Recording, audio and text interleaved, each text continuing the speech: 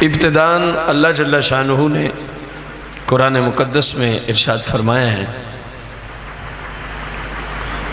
اپنے پیارے حبیب صلی اللہ علیہ وسلم کو وَاصْبِرْ نَفْسَكَ مَعَ الَّذِينَ يَدْعُونَ رَبَّهُمْ بِالْغَدَاةِ وَالْعَشِيِّ يُرِيدُونَ وَجْهَهُ۔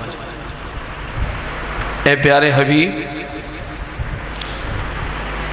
آپ ان کے ساتھ رہیں۔ خطاب تو مصطفیٰ کریم کو ہے، لیکن مراد آپ کی امت ہے۔ ظاہر ہے آپ سے بڑا کوئی پرہیزگار متقی نیکوکار ہے نہیں کہ آپ اس کی صحبت میں جائیں۔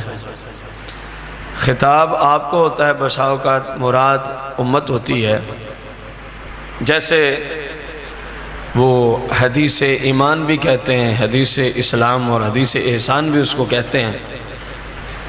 جبریل آئے، سوال بھی کر رہے ہیں، جواب لے کے تصدیق بھی کر رہے ہیں۔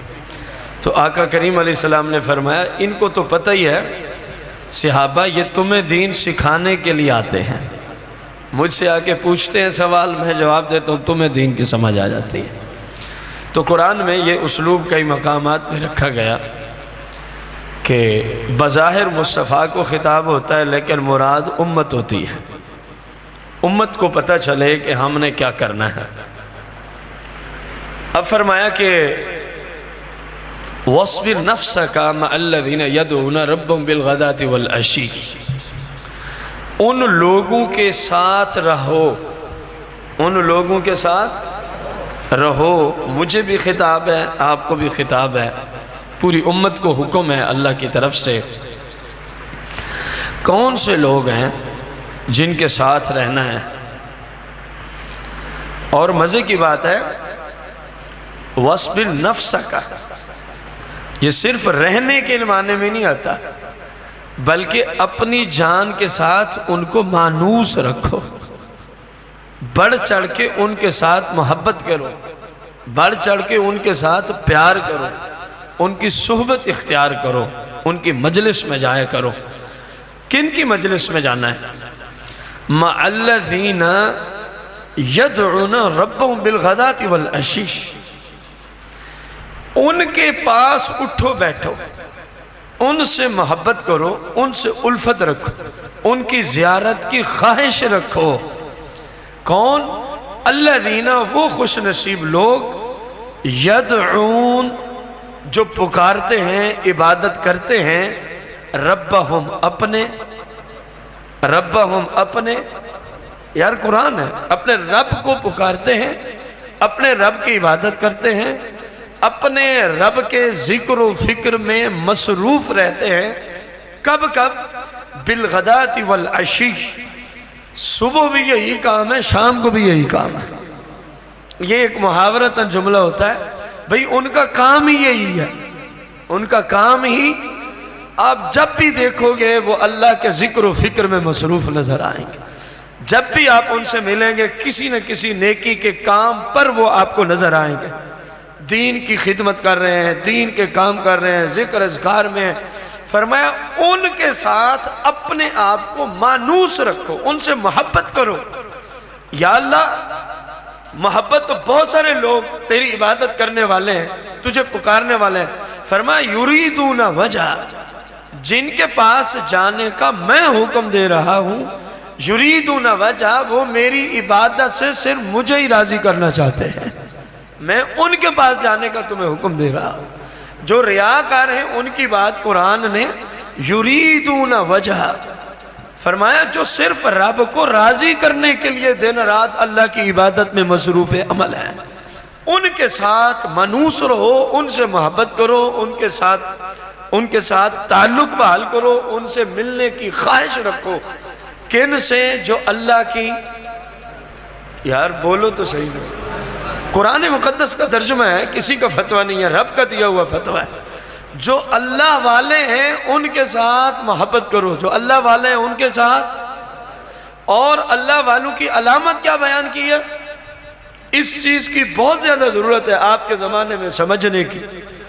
جن کے ساتھ محبت کا حکم اللہ دے رہا ہے، جن کے ساتھ الفت کا حکم جن کی مجالس میں جانے کا حکم اللہ دے رہا ہے، جن کے جسم اور ان کے نورانی چہرے جو سجدوں کی نورانیت اپنی پیشانی میں رکھتے ہیں، محسوس ہوتا ہے کہ واقعی یہ رب کی بارگاہ میں جھکنے والا بندہ ہے، نیکوکار ہے، پرہیزگار ہے، متقی ہے، شریعت کا عالم ہے، دین پڑھتا ہے، پڑھاتا ہے، سیکھتا ہے، آگے لوگوں تک پہنچاتا ہے۔ اب اللہ فرماتا ہے ان کی زیارت کے لیے جاؤ، ان کے ساتھ اپنے آپ کو مانوس رکھو، لیکن وہ ہے کون؟ اندازہ لگائے، یدعون ربہم بالغداۃ والعشی، فرمایا وہ ہیں جن کی زیارت کے لیے میں تمہیں حکم دے رہا ہوں، جو ہر حال میں اپنے رب کی عبادت میں مصروف رہتے ہیں۔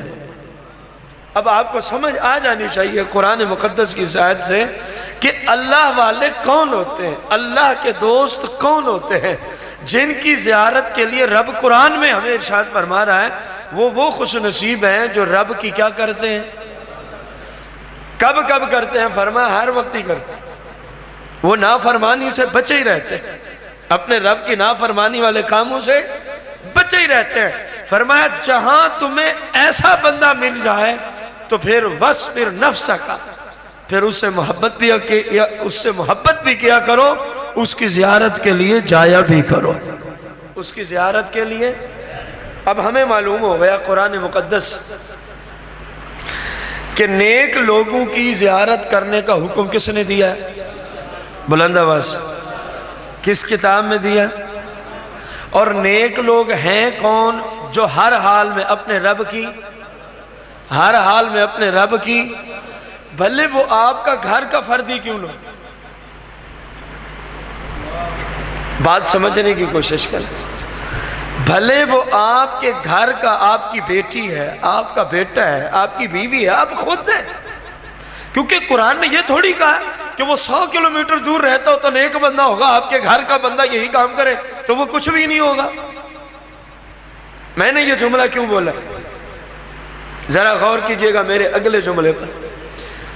ہمارے ہاں کسی بچے یا بچی کو، بڑے چھوٹے کو جب دم کی ضرورت ہوتی ہے کہ اس کو چلو دم کرا لیتے، اس کو چلو، جملے ذرا سنیے گا جس طرح میں عرض کر رہا ہوں۔ ہمارے اپنے گھر میں کوئی بندہ ایسا موجود ہے، اگر مرد ہے تو اس نے داڑھی بھی نہیں کٹوائی، ظاہر فسق و فجور ہے، گناہ کا کام، فلم ڈرامے بھی نہیں دیکھتا، 5 وقت کی نماز اللہ نے اس کو توفیق دی ہے، ذکر اذکار اللہ کی عبادت میں کیا رہتا ہے؟ مصروف رہتا ہے۔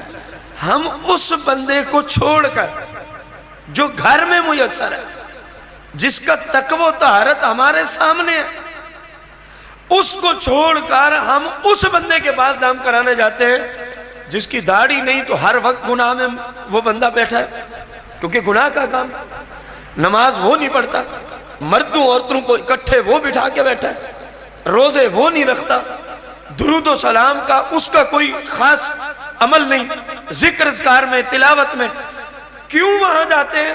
دور جو بیٹھا۔ اور میرے بھائیوں قرآن کا اسلوب سمجھے،